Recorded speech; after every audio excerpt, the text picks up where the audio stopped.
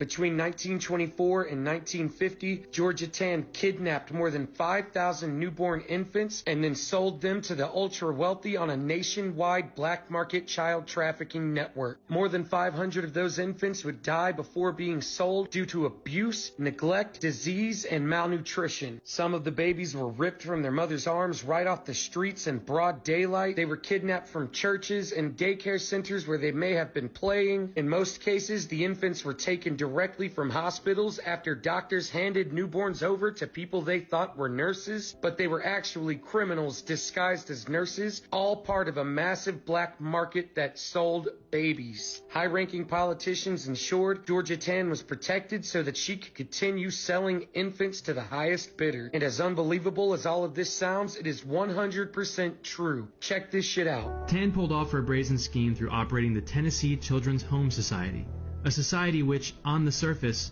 was doing the Lord's work, finding homes for orphaned children. In reality, it worked as a cover for Tan to funnel children into her care, only for her to turn around and sell them on the black market for extreme profit. In the nearly 30 years Tan and the society were in operation, she managed to kidnap and sell an estimated 5,000 babies. These weren't orphaned children placed under her care. They were stolen right from under their parents' noses. How? How could anyone get away with kidnapping and selling children for nearly 30 years right here in America? She did it with help from friends in high places. She took children who came from poor families, for the simple reason that poor families at the time didn't have the necessary resources to search for one of their children should they go missing. If families did file a report, Georgia Tan would have it handled by her close friend E.H. Crump, a powerful tycoon and the so-called boss of Memphis. Crump would make sure the reports of missing children were ignored. She also had an elaborate system for taking newborn babies from hospitals and mental wards, bribing doctors and nurses to help protect the children, and then tell their unsuspecting parents that their baby was stillborn. Tan would take off with the baby, with the child's parents believing their newborn to be deceased. She even had a system for snatching children right off the street. She took children from churches or daycare centers while they played with their friends. They'd end up in the arms of a uniformed social worker under Tan's employ, and they'd never be seen by their birth parents again.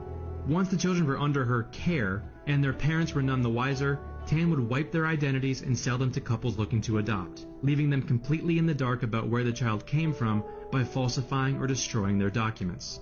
Tan pocketed millions of dollars selling children to out-of-state couples, charging a $5,000 premium on out-of-state adoptions.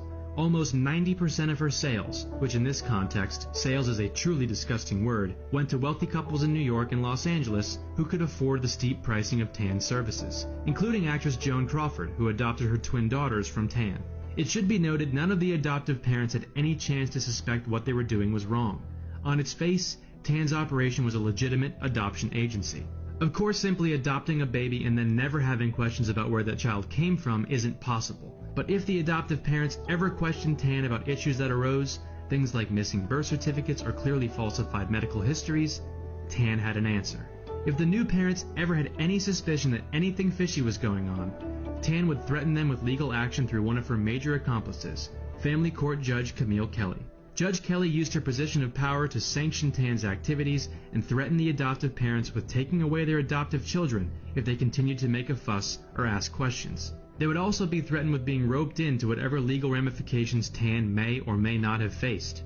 I mean, they did use her services, so technically they were involved in an illegal enterprise themselves. And here was a judge telling them they were complicit. Needless to say, this blackmail coming from the U.S. judicial system itself made a lot of folks go quiet.